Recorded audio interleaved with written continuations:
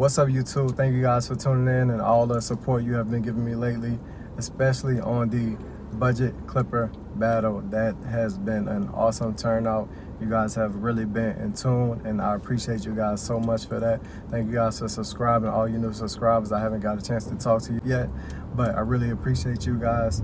I really hope you enjoyed this video. This is not going to be versus video, unfortunately. I really want to showcase the clippers that I have been working on for the last few weeks, and I really think that they perform real well. And plus the haircut came out dope. So I hope you guys really enjoy. I hope you guys enjoy your day. Peace.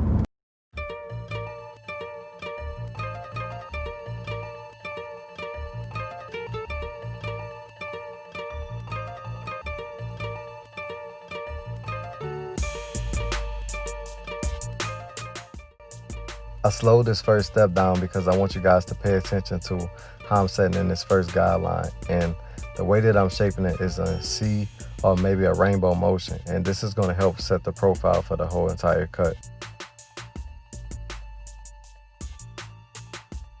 Of course, my next step is to go in with my lever fully open.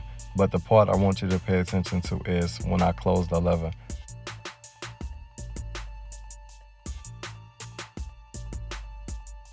What I'm trying to point out is once I closed that lever and tapped out the bottom line, there was nothing else to do to get rid of this line. Sometimes you don't have to go through multiple lever changes to get rid of a line. It just really depends on your client's hair texture. And this next step that I'm doing is a step that I really wish I would have did a lot different. What I'm doing in the video is with my one guard, I'm doing my open and close technique. But what I should have done is went in with my number one guard closed and then clean up under that area with my half guard.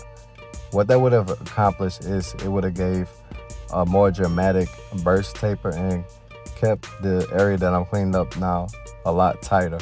But maybe I'll get a chance to do that in the future. Since I have footage, I figure I'll go ahead and drop it for you guys.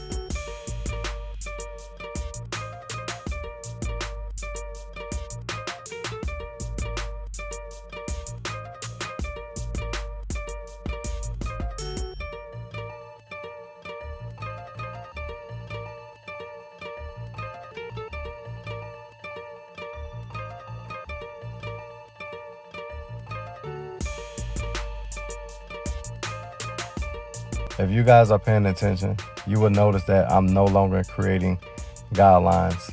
What I'm doing with my 1.5 guard is I'm just flicking on top of the open one area that I did previous to that.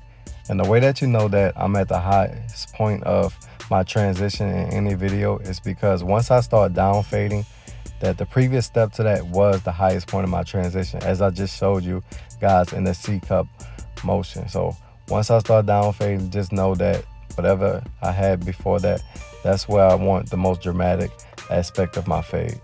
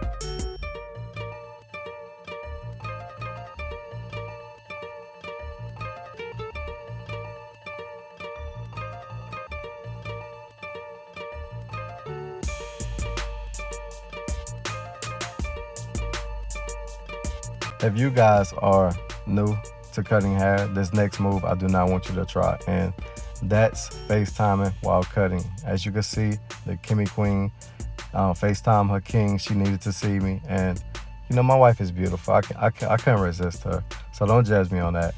And yes, I am trying to get brownie points at this moment, but it is what it is, guys. But Back to the video, I'm just working my way down with every guard just to, really smooth out this area and get any heads that I may have missed sticking up.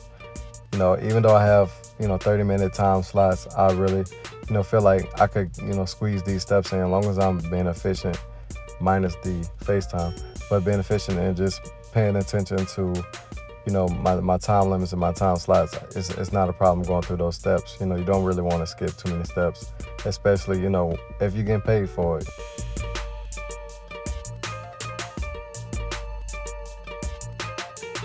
And just in case you're wondering, yes, I still use name brand trimmers as well.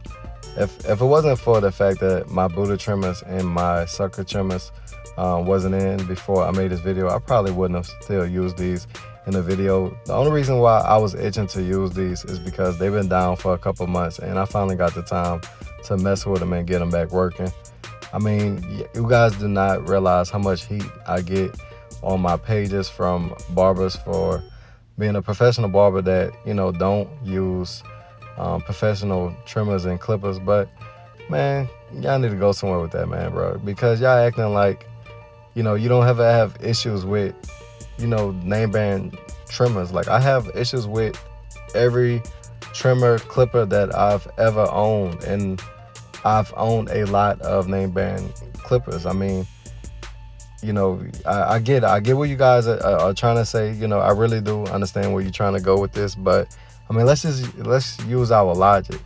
Logic says that these clippers been down for 4 months. Yeah, they're name brand, so why aren't they working all the time? It's common sense. Anyways, to give you guys a detail on the clippers that I was using in this video, I know the title says that, I build my own clippers, but of course I didn't build my own clippers. What I mean by that is that I built the components inside of the clipper. These were probably the second pair of butted clippers that I own for about, 2 years. I had them in a box for whatever reason.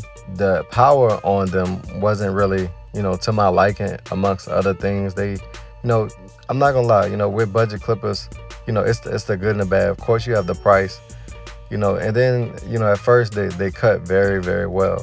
And then they start to get real sluggish. And the reason why is because the components inside of them have to be, at a budget price if they're selling them for $20, $25. So with that, you're going to get less quality pieces. Well, the good thing is that, we have this thing called Amazon that sells parts that you could just exchange, of course, with a little know-how.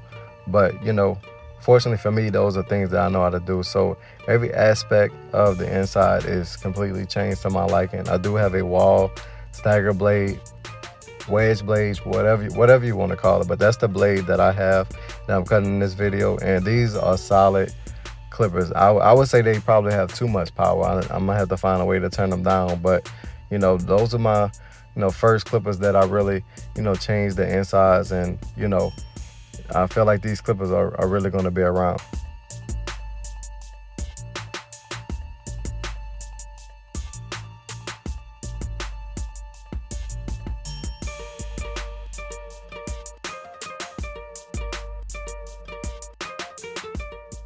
Just a tip when I'm applying any hair fibers, of course, it's a different process and steps when you use any kind of dye.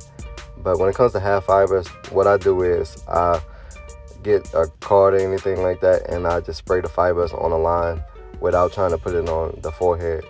And after that, I do like to do touch-ups with the clippers before I do any razor work or spray work. But right after I touch up and make sure that the area is fully clean, I come in with my freeze spray. And the reason why I use freeze spray is because it locks the hair in.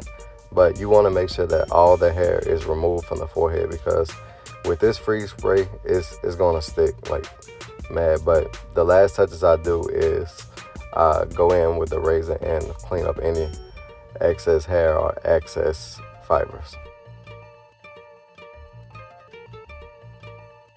Yeah, so this is the cut. And what you could expect from me from the next 1 or 2 videos is my video. And make sure that you guys subscribe, because This modification is the modification that you guys have been inboxing me, messaging me, all those things, and trying to get me to figure out. With these trimmers, it's a whole different modification. So make sure that you subscribe, and man, like real talk, I'm giving y'all all this free game when it comes to these mods. And I really need you guys to subscribe, and also share my videos. But yeah, hopefully that video will be dropping very soon. The modification is already done, so I'm just waiting on you guys. But thanks for tuning in. I am